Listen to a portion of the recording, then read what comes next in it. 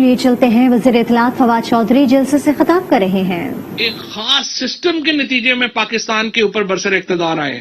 ان لوگوں کا تمام جو انتخابی طریقہ ہے وہ دھاندلی کے اوپر مبنی ہے۔ اس وقت صرف ایک پولیٹیکل پارٹی ہے پاکستان میں جس کو سپریم کورٹ نے کہا ہوا ہے، سپریم کورٹ نے ڈکلیئر کیا ہوا ہے کہ وہ الیکشن چوری کر کے حکومت میں آئے تھے، اور وہ نون لیگ نے 1990 کا الیکشن دھاندلی سے جیتا اور اس وقت کے تمام اداروں کو ملا کے اپنے ساتھ جیتا۔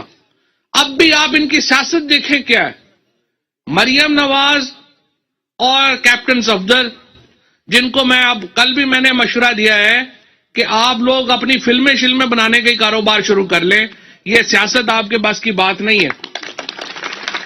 وہ اداروں کو بلیک میل کر رہے ہیں۔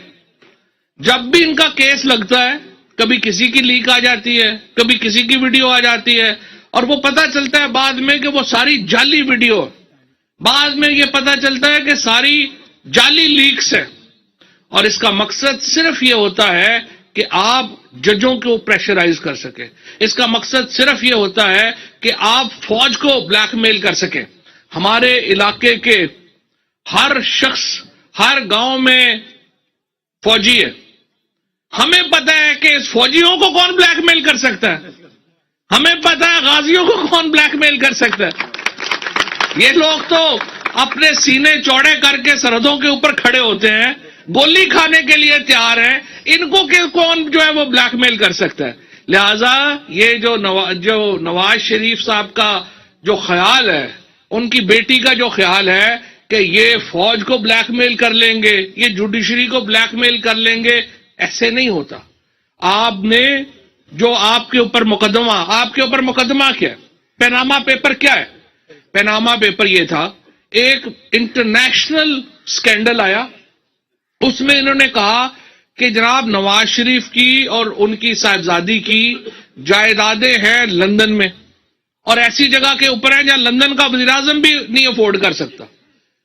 اربوں روپے کی جائیدادیں لندن میں لے کے رکھی ہوئی تھی۔ اب آپ ان سے پہلے انہوں نے کہا، آپ کو یاد ہوگا مریم نواز شریف نے کہا میری لندن تو کیا پاکستان میں بھی کوئی جائیداد نہیں۔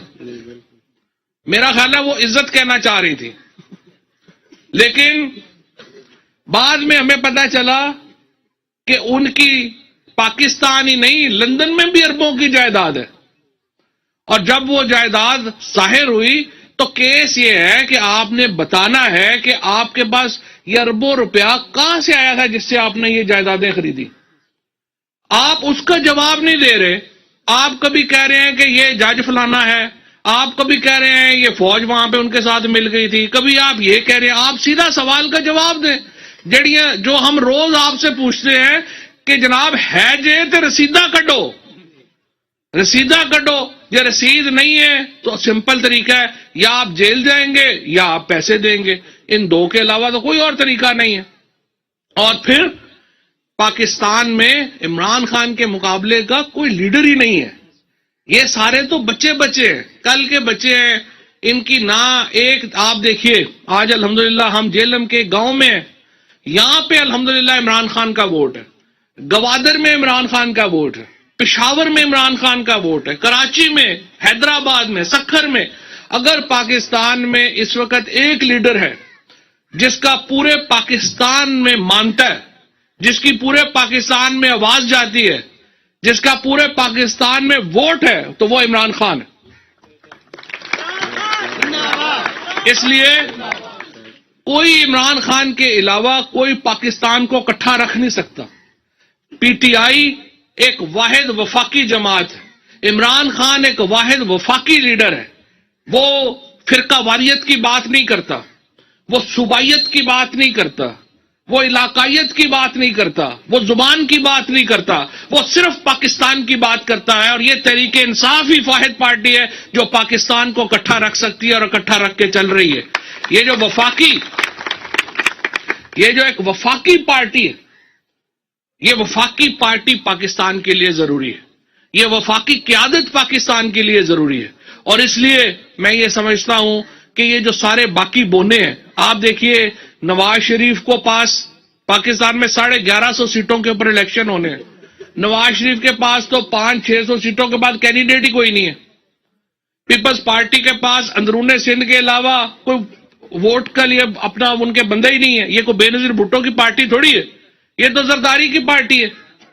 وہ وقت تو گزر گیا جب ہم کہتے تھے چاروں صوبوں کی زنجیر بے نظیر. اب تو یہ زرداری صاحب کی اور بلاول صاحب کی پارٹی ہے, چھوٹی سی پارٹی ہے, انٹیریئر سندھ کی پارٹی ہے. الحمدللہ اس وقت اگر کوئی جماعت پورے پاکستان میں ٹکٹ دینے کی بھی پوزیشن میں ہے تو وہ صرف پی ٹی آئی ہے. اس لیے یہ ایک وفاقی جماعت ہے. عمران خان ایک وفاقی لیڈر ہے.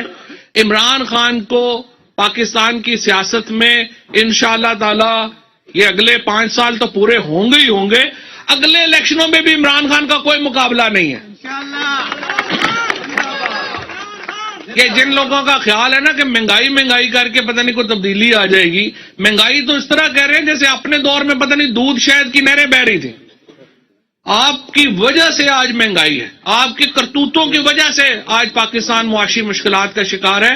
اور انشاءاللہ یہ مشکلات عارضی ہیں, ان سے تو ہم باہر نکل آئیں گے, ہمیں کوئی اس میں مسئلہ نہیں ہے. لیکن اصل بات یہ ہے کہ پاکستان کی سیاست کے اوپر اگر اس وقت کسی کا کنٹرول ہے تو عمران خان کا ہے. اور اگر ایک جماعت پاکستان کو اس وقت ایک وفاقیت میں جس نے جوڑا ہوا ہے, ایک تسبیح کے دانوں کی طرح اگر پاکستان کے لوگ کسی جماعت میں پروئے ہوئے ہیں تو وہ پاکستان تحریک انصاف میں ہے. اور انشاءاللہ یہ 5 سال بھی پی ٹی آئی کے ہیں اور اگلے 5 سال بھی انشاءاللہ پی ٹی آئی کے. کوئی فکر والی بات ہی نہیں. اور باقی صرف میں یہ کہوں گا کہ اب آگے انشاءاللہ لوکل گورنمنٹ آ رہا ہے, یہاں پہ پورے ضلع کے جو الیکشن ہیں وہ ڈائریکٹ الیکشن ہونا ہے, اس کی ہمیں تیاری کرنی چاہیے.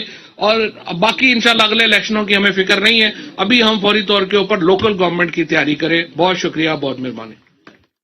نون لیگ کی الیکشن چوری ثابت ہو چکی ہے. ان لوگوں کا کام الیکشن میں دھاندلی کرنا ہے. مریم اور صفدر کو فلم بنانے کا کام کرنا چاہیے. فوج یا عدلیہ کو کوئی بھی بلیک میل نہیں کر سکتا. ایسا کہنا تھا جیلم میں وزیر اطلاعات فواد چودھری کا, جو کہ جلسے سے خطاب کر رہے تھے.